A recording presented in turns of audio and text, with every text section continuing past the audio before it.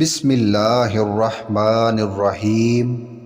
السلام علیکم ناظرین، میرا نام ہے اطہر ریاض اور آپ دیکھ رہے ہیں اطہر وائس یوٹیوب چینل۔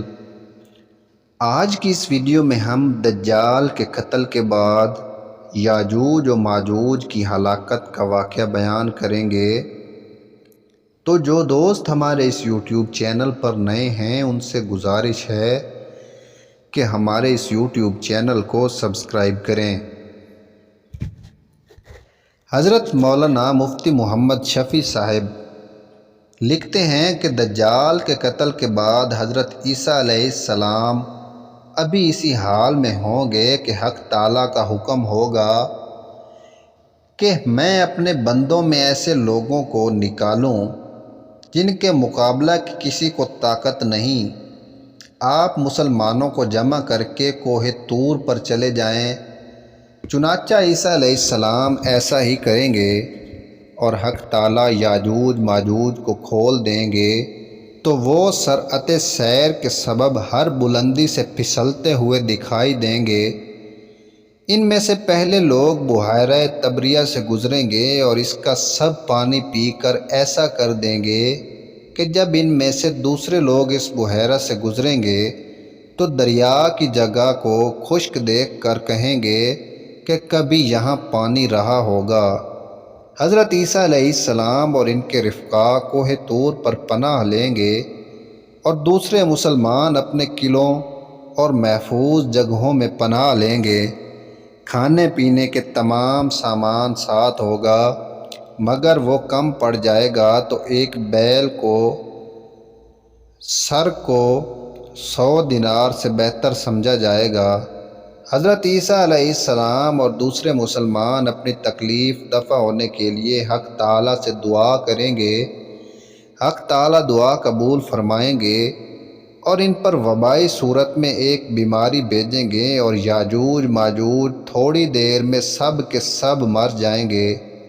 پھر حضرت عیسیٰ علیہ السلام اور ان کے ساتھی کوہ طور سے نیچے آئیں گے تو دیکھیں گے کہ زمین میں ایک باعث جگہ بھی ان کی لاشوں سے خالی نہیں اور لاشوں کے سڑنے کی وجہ سے سخت تعفن پھیلا ہوگا۔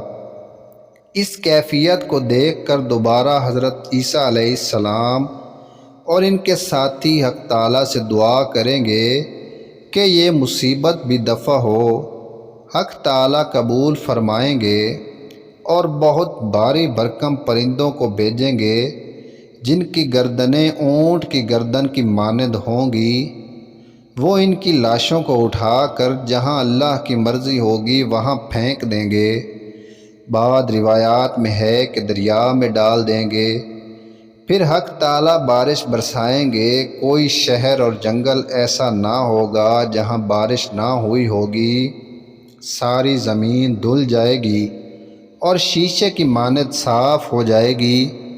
پھر حق تعالیٰ زمین کو حکم فرمائیں گے کہ اپنے پیٹ سے پھلوں اور پھولوں کو اگا دے اور اپنی برکات کو ظاہر کر دے۔ چنانچہ ایسا ہی ہوگا اور اس قدر برکت ظاہر ہوگی کہ ایک انار ایک جماعت کے کھانے کے لیے کفایت کرے گا اور لوگ اس کے چھلکے کی چھتری بنا کر سایہ حاصل کریں گے۔